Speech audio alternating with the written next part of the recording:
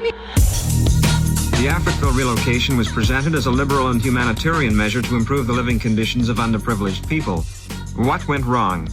You're listening to Africville Forever. In Season 1, we told you the story of the destruction of my community. They cheated us, and I'm one that was cheated. If you don't move at a certain time, we'll bring out the bulldozers and push your shacks over. In Season 2, we are exploring its rebirth. I know we'd all fight to get back out there. We still call it home. My name is Eddie Carvery III, and my grandfather, the original Eddie Carvery, has maintained the longest civil rights protest in North American history. It's time that we looked at them wrongs and righted them. He stood up for Africville since it was destroyed in the 1960s, refusing to leave the land. For too long, the Africville survivors and descendants have been divided, hampering our efforts to take back the land and rebuild our unique community. So please join us as we explore practical, inclusive solutions to reunite our people and once again rebuild our community. Can we get you to end on the note of let's hear Africville Forever? Africville forever and a day. In this episode, we are talking about displaced peoples and how they can be resettled with inclusion and respect after trauma. It's been over half a century since a Marxist guerrilla group, the Revolutionary Armed Forces of Colombia, or FARC, took up arms in a bitter war against the Colombian state. The civil war in Colombia lasted 52 years, taking the lives of at least 220,000 people and displacing up to 7 million civilians. In 2012, Colombian President Juan Manuel Santos initiated the peace process negotiations with the FARC guerrillas that resulted in a historic agreement in 2016, finally ending the war. This may have happened thousands of kilometers away and decades apart from Africville, but we can learn so much from what came after. We are very excited to have Miss Paula Gaviria Betancur, who is a human rights lawyer and a forced displacement expert. The recognition of the armed conflict led the way to recognize its victims and also the state's failure to protect. She was appointed UN Special Rapporteur on Human Rights of Internally Displaced Persons. Her role was key in ensuring the victims' participation in the peace negotiations at the end of Colombia's long civil war. If anyone can give insight on uniting people and rebuilding communities like Africville, it's certainly Paula. For the short delay. Oh no, that's not a problem at all. We were just getting the studio set up ourselves. At what time? You're on the same... So maybe to start us off, Paula, if you wouldn't mind, could you please just provide us with like a brief introduction of yourself so that our audience can understand the work that you do, the role that you are in, and the kind of impact that you have been able to have while you have been pursuing your work? My name is Paula Gaviria. I am a Colombian lawyer. I have almost 30 years now of professional experience.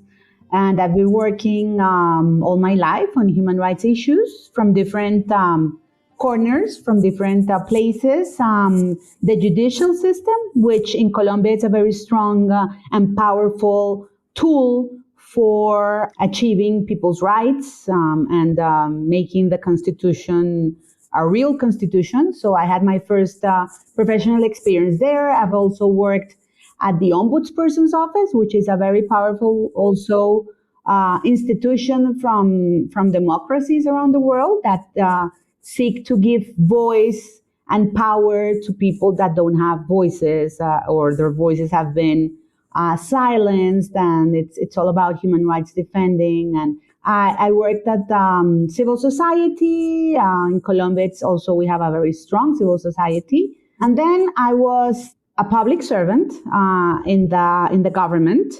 I had to lead a public policy for the victims of the conflict in Colombia that has lasted for 60 years. And that's where I find interesting experiences to share as well with the experience of Africville.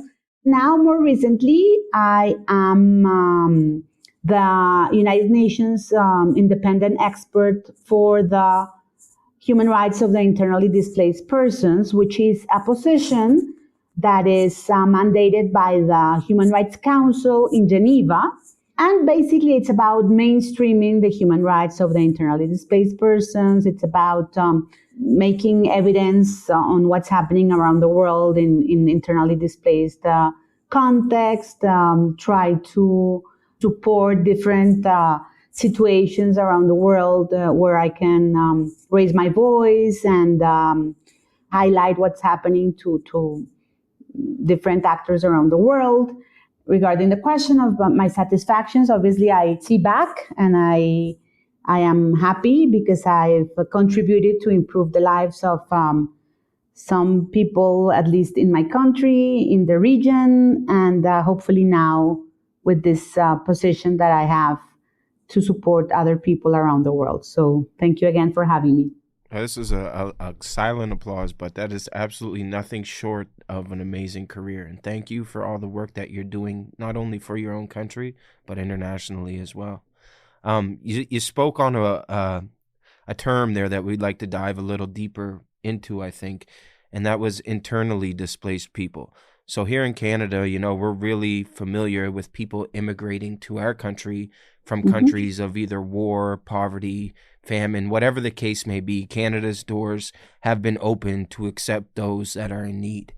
The term internally displaced, that's powerful because that's from within your own country, I'm assuming. I'm going to turn it over to you so you can provide the actual context behind the term. But yeah, could you please go a little deeper into that term of internally displaced people for us? Yeah. Thank you for the question. It's important to highlight what you were underlining, the people that don't cross the borders, the state borders. So this is one important definition of internally displaced persons. It's persons or group of persons that have been forced to flee, to leave their homes or the places of habitual residence, in particular as a result of armed conflict, of violence, of violations of human rights, of natural or human-made disasters, and of development projects, but that have not crossed the state border. So that means that the main responsibility of responding to the rights of the internally displaced persons is the government, is the state. The world now has, which is an amazing and really striking number that no one knows sufficiently about. As of 2022, so this is 2 years from now, the last figures were 71 million people in the world that were internally displaced in their own countries, compared to almost 40 million that are refugees. So this is the vast majority of the displaced people are within the borders of their countries. Yes. Wow. That is shocking. That's not something that you would expect. But I mean, unfortunately, we do hear news stories or media coverage. Like right now, for me, a big one that I've been paying attention to is in Sudan. It's quite shocking, but I'm sure you're more familiar with the effects that has on a people. So maybe you could dive into that a little bit and give our listeners a little bit of context on the effects that internal displacement has on a community that was once tight-knit or relied on each other pretty much for survival. No, and thank you for bringing up Sudan example, because I just presented a press release, a statement. In total, Sudan now has 9 million internally displaced persons. So it had like around 2.5 million or something before the crisis that came up in April last year. And now it has 9 million. So it's the crisis with the highest number of children that have been displaced, that are going through extreme situations of hunger, that have lost their houses, their homes. The impacts on internal displaced people are this, like the having to flee in order to seek protection, in order to seek safety, but leaving everything they had behind. And the places that they temporarily arrived to, which is also the case in Sudan, there's no camps as the ones we see in TV, others one or two, but mainly people are living in the urban areas, completely in schools, for example. So children that could go to school can't go to school because those schools are used for shelters. So it's and the places that people go in Sudan, but everywhere else that are displaced, most of the time are unsafe and inhabitable. They move to settings where they get poorer. I mean, the impoverishment of the displaced community is incredible. People are uprooted from their lands. This is about mainly the indigenous communities and other communities, ancestral lands, that for them was not only a land, because, a land can be, if it's close to a river, or if it's close to a lake, or but a land for these communities that have close ties and relationship with that environment is a huge impact. So it's almost like a spiritual connection with the land. So it is a spiritual connection. I heard of indigenous communities in the Pacific Islands, for example, that they said our livelihoods were in a place where we could see the stars coming in a specific place. And now we move to another place and stars don't come in the same place. And that changes completely our spiritual relationship with the universe, with the universe and with ourselves, with our own traditions. So it's true. Completely true. And yeah, see, like for me, like that, the tie to the land from everything that I've not only experienced myself, but heard from the older people from the community of Africville, that was a big thing. The land itself provided almost like a blanket of reassurance, of safety, of love. And when that blanket is ripped away from you, it doesn't take too long to get cold in a freezing night. And the effects that it had on the community of Africville, the similarities of what I heard from you just speaking there, is it almost culturally dismissed everything that they had understood about themselves. Now they are, in a new place that they're not familiar with, their surroundings, how things operate, and the way of life as it used to be could no longer exist going forward. Like in Africville, it wasn't a policy, but it was like an open door. Every door in Africville's community was never locked. It was always wide open. And then since its relocation, under the name of urban renewal, basically what had happened is the government then decided, without really asking the community how they felt, put them into public housing and put them on to a public assistance, which is known here as welfare. And so now, instead of being able to provide for themselves or their aunts and uncles, cousins, anybody within the community, even if you weren't directly related as a family, that no longer existed. And so instead of a self-reliance, they relied on a structure, government that obviously intentionally put them out of their community and did not really care about their well-being at the end of the day. Yeah. For the people of Africville, the loss of that land, that community, did exactly that. It kind of took away from their self-awareness, their self-respect, their dignity, their pride. And since then, it's been a fight to get back to where we were. No, you're right, and it resonates, and I hear you completely. I remember many cases here in my country, in Colombia. We have with a law that was passed in 2011 that I had the chance to be in the government and support its implementation. We identified, and now we have 900 collective community processes of people that were either displaced from their lands, displaced from the place where they lived and grew up. They are trying to rebuild, and it's this sense of, and this is for me, it's very important, is even though I validate everything that you're saying, even though there's an attempt to make people lose their dignity, their their most inner values and sense of existence and what gives meaning to them. My impression, and that's my own experience, and that's why I'm doing this finally. Even though all this happens, they don't lose their dignity.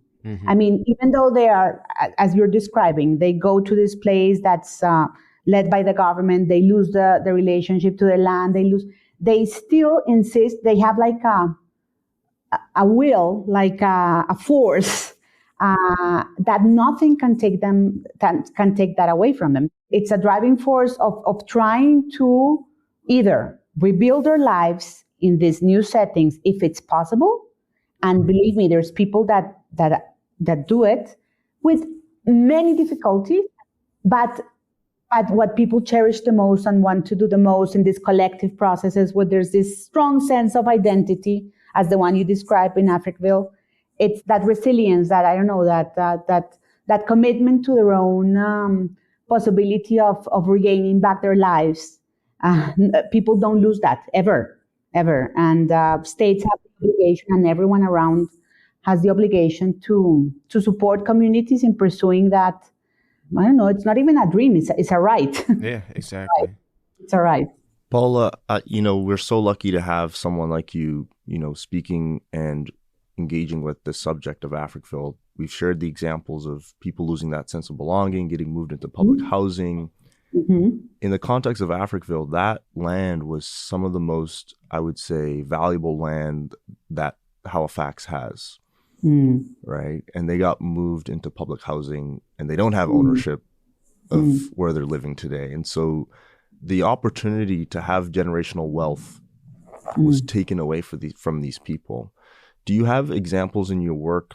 I guess for our listeners, can you confirm that this is indeed being internally displaced? And do you have other examples that are relatable in your work that you've seen before in terms of, people getting moved away out of prime land, the city using excuses like we can't get water there, we can't build roads there, we can't do this. And then, 50 years later, all these things exist there today. No, definitely this is an internally displaced case caused by development projects and validated and supported by the government, and this is not an exception. This happens and is still happening in the world. In Asia, we receive a lot of cases from touristic projects, roads that are being built, and the need to move people so the road can cross by, at no matter what cost. But when there's the tensions and the values between development and the well-being of the habitual residents and the owners of the land and the traditional relationship with the land, I mean, it's just not acceptable. I mean, not in the name of development. You can violate the human rights of communities. So in this case, and as you were talking to me before we started, that people, very few people, if they were consulted. Here, consultation has to have the highest standards, and this is not like I do a meeting and then who's going to sign, who attended the meeting. And no, this has to be with the highest standards.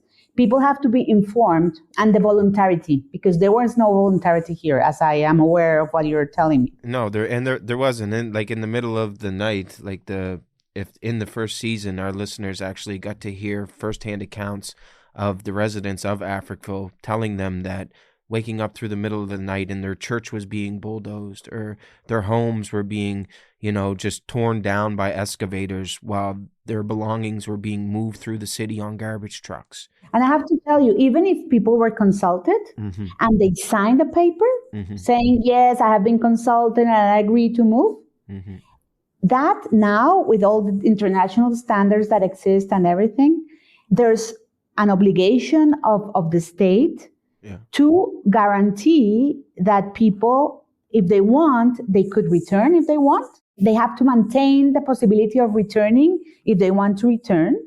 And they have to be fully aware of everything that they are going to encounter. I mean, is life going to be as it was in Africville. I mean, is that a possibility? Not to that extent. So it's a perfect. I mean, it's a a real case of the ways that unfortunately many people around the world have suffered. And in your case, it's such a strong community with such powerful history and bondings and ties, because it was also like the whole history of how it was created has like a strong, symbolic resistance process as well, I would say. When you ask about other examples, I am thinking about examples in my own country where lands were taken away from the peasants of a particular region in order for the colonial people, whoever came to put whatever they were going to their own business or whatever in that very productive land, because these lands most of the time are very productive. Either they move them away or they buy it for 3 cents, and people with needs, they just sell them, Those are unlawful sellings. Those sellings now in Colombia are being reverted. People are getting back their lands, and there's a whole process of identifying that they didn't have the voluntarity to sell. They didn't have the information to sell. Yeah, they were mistaken and they were robbed at the end. So those lands are being taken back. And in the collective processes, it's nicer because the obligation of the state is not only to bring back the lands, but is to give the conditions and the means for that community to regain what made them that particular community. What are the concrete factors? You talked about music. You talked about, I bet, spiritual life. You talked about, I bet, food. Sports. Sports, That comes with regaining back and lives, and that comes with reestablishing the rights of that community. It's not that you bring back the community. Let's think about just like bringing everyone back and building some houses. It's not about that. It's about what I call them subjective factors, like cultural factors. It's not about only having a hospital. It's not about having a school. It's not about having a road. It's about supporting the possibility of people feeling that they are once again what they used to be. And obviously better, because we have to be better than we used to be. That's the goal for everybody, right? That's what it's supposed to be. I guess it comes down to, is the quality of life of those people, has it improved since they were displaced? Is the quality of life where it would be if they were still on that land, right? And I guess they say that some of them were given $500. Yeah, and the means of that money transfer was also up for question. Like they approached some residents with suitcases full of $1 bills, and so $400 in a suitcase to somebody who's never seen $400 in their life is going to seem like an exceptional amount of money. But little did they know, in 2-3 months, all of that money would be gone. I think even the means of their attempts aren't really looked at in the light that they should be. And was a proper valuation of the land done in all of that? You know what I mean? Was the land valuated correctly even to get to that dollar amount of $500? And see, Paula, just before you go on there, the UN actually had a working group that had come to Canada to pretty much view its place in the transcontinental slave trade and like how Canada was dealing with racism. And oddly enough, they actually kind of focused in on Africville. And they had made the recommendations that not only an apology be made and that the lands be given back to the community for redevelopment, but they also said that the living members of the community should be, provided reparations for what they went through. Practically called what happened in Africville a genocide. And, it's disheartening for me, somebody who is of, I am triracial. So my mother's white, my father is both indigenous and black. So I'm kind of like a mixed up positive situation of everything that has happened, but also proof and validation that everybody can work together and love. So through my life, as I've traveled on different paths, I've kind of got a unique experience in seeing things from different angles. And it still baffles me today when places like the UN or delegates come into Canada and that they're surprised about what happened to Africville, how quickly it just gets thrown back under the rug. No, and I thank you for, I have to obviously, as a UN expert independent, to thank you for the work that you're doing, because we cannot forget. That's the first thing, we don't want history to be repeated, so we cannot forget it. And you were talking about the suitcases of money and that there was no validation or evaluation of the cost of the land.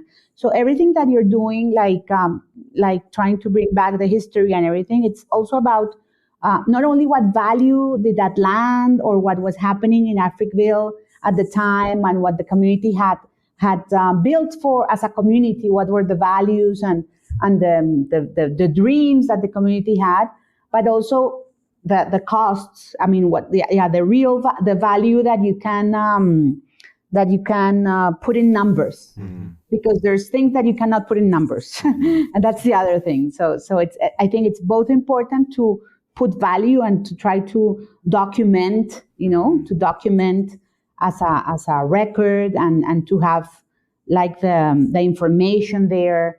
What were those damages? What are those losses? What are those impacts? That's always important to do. Someone has to do it.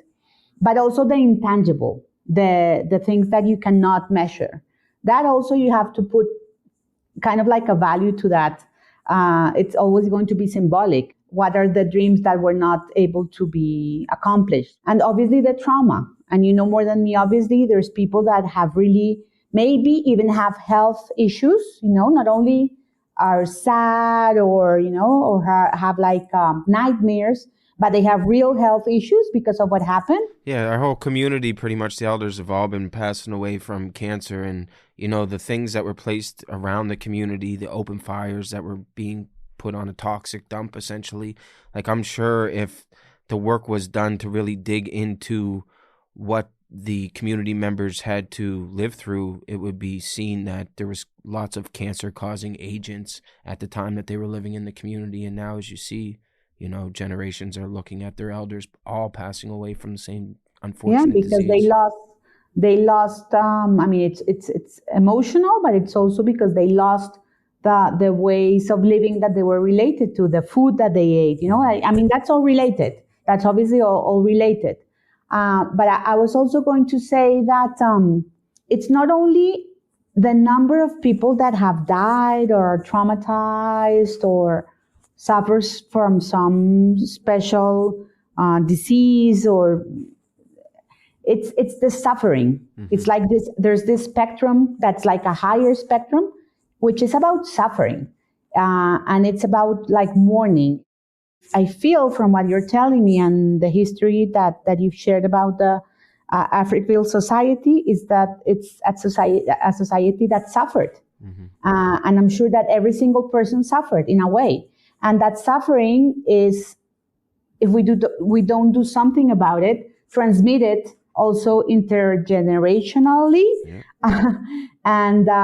So I'm very happy that you're doing what you're doing, because that's a way to put a stop to that. It's different that you claim what you have a right to claim from continuing the suffering. I think that suffering, we have to treat it, and the way to overcome it is doing collective things, remembering, listening to music, creating new music, doing remembrance things, symbolic events. I don't know. It's like... Oh, no, it all makes sense. Everything that you're saying, it's clicking, and it's all making sense, definitely, as an Africville descendant. One of the biggest things, for myself, with your background and expertise, that I personally wanted to ask you, because, that's the goal, to put something collectively forward to hopefully heal as many of the descendants of Africville as possible. I should also add that the city council 2 years ago, after we worked on the petition, passed a motion in council to look at a community visioning? Revisioning process. Revisioning process, and that is going to be starting this summer. So council has said the people of Africville, the citizens of Halifax, through a collective effort, through petitions, we came forward and we said, this is something that the city should look at. The council passed a motion to actually explore what revisioning of Africville might be. So there's, let's just say there's a little bit of willingness from the city council to do something, to look at revisioning. Now, mind you, this is something that was caused by all three levels of government. So federal, provincial, and the city. The city is saying we're going to look at revisioning. What would a pathway forward for a group, a community, a collective, minds that are looking for the same outcome? What would be some steps that they could look to take to find some definitive action and results, hopefully, at the end of their work? Yeah, so first, every window, as small as it is, that opens, every door that opens, you take it. It's important because this is all about political will. We have to make political will happen. Leaders they don't have it always. So it's building it up. So here you have an opportunity, and I think it's going to add up to the other levels of power. It's going to take long. These processes are long processes, as you know. They're long. But I think the process itself is going to strengthen Africville as a community, and Africville's spirit. And I think you have to work a lot with children, with the young people, obviously with the elder people that are still out there. But you have to work with everyone. And this has to be like a value that everyone shares, like we have to talk about the decades of resilience, of resistance. How do you honor that heritage? How do you preserve your cultural memory? How do you, even though you're not like back there, with everything, but you preserve it and you work on it. So celebrate every achievement that you've had. Hearing you've had some achievements that are powerful. So build on that. And finally, you're building a case. You're finally building a case. As a comment from my own, don't take it if you don't want to take it. But I would also be a little bit flexible, because I think nothing is so rigid. Things cannot go back to be exactly as they were, because you have changed. The world has changed. Yeah. So what is that idea of Africville in the future? It's built upon the past. It's built upon the path that you have, walked, but it's about a future that you want to share. Document, as you're doing, document the impacts, document that past, but obviously, in my view and my own experience, also document the present and the expectations, so everyone agrees on what they want for their future. I think that is powerful. I would continue gaining stakeholders. I'm happy that these UN experts came and recommended what they did. But I think this needs, like many other interesting stakeholders, obviously academia, and I'm sure they are part of this process, the schools, influencers, try to be creative on how to gain, also like a momentum for, and I like the word that you used, that you used reconciliation. I don't know if you used the word reconciliation, but it hurt. I heard reconciliation, which I think that's what the world needs. You can ask for justice, and you can still dream of reconciliation. Those two don't oppose. I would also share the story with other. This is a nice and powerful story to tell.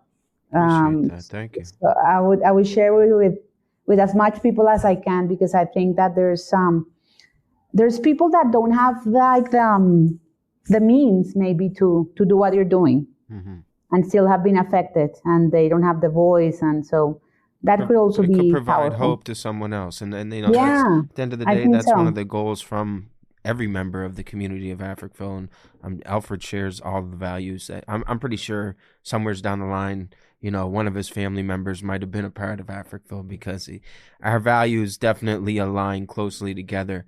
On that note, through your experience, is there any circumstance where a community was internally displaced and then came back and, as you said, not to where they were or lived life how they did, but found a way to persevere and then came out on the positive side of the situation?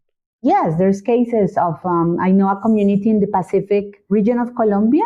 It's called Bojayá. I am very involved with that community. They used to call me their godmother even. This is a very critical story, and I don't want to add bad stories, but I think it's important to share. There was a dispute between the military and a group of, they were called paramilitaries, and they were fighting each other. And then one of them threw a cylinder, like a gas cylinder, and people seek shelter in the church in order to, they thought they had this belief that in the church nothing was going to happen. They'll be safe, yeah. Yeah, they'll be safe. And the cylinder struck the church. And 100 people died, many of them children. And this community was a mixture of Afro-Colombian community, indigenous community, white community. And finally, they had to leave. They all left. They were so scared after this that they all left. And they went hiding into the cities. This was a rural area in a river, a beautiful river, up a river. And many years after, they came back. Okay. But they didn't come back to the places where they were originally based. They came back to a more urban part of the city. They lost they were not so close to the river. They were not so close, because the way that states usually reconstruct cities are like this. They put people in one place. Yeah. So, and when I went back to meet them, when I was at the victims unit position, they had the reconstruction, they had the hospital, they have the schools, they had the church, they had things, but they didn't have what I thought was the most important to have. They had lost their sense of community. They had lost the social cohesion. They hadn't practiced their usual, traditional spiritual practices. They had lost everything that made them that particular community.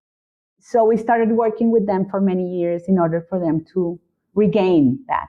And now they have it, and they're happy. That's beautiful. It is, and I hope we can meet them one day. Thank you for doing that work. That's what you're doing is very important work. So yes, this podcast is about, hopefully bringing Africville back to not only its people, but this country. But we want to take a second, I think, both to thank you for the important work that you have done and continue to do. Thank you for the work that you do. And I hope that Africville has a beautiful future. Us too, right? That's it. Thank you so much, Paula. We're excited to be back, Africville Forever Season 2. We're happy that you joined us on our journey from the first season, and we received profound and positive feedback. But the biggest problem was our listeners want to know how they could help. And that's typical in today's society. The unknown, it's challenging. People want to know how to help other people, but they're unsure of how to do it. So one of the best things that you could do, and a great way to help us here, would be to share this podcast with everybody in your life. And then from there, go to your own social media accounts. Share the podcast there, simply with the caption, #Africville Forever, and drop a little orange heart in there and let the people know that we stand united. Thank you all very much.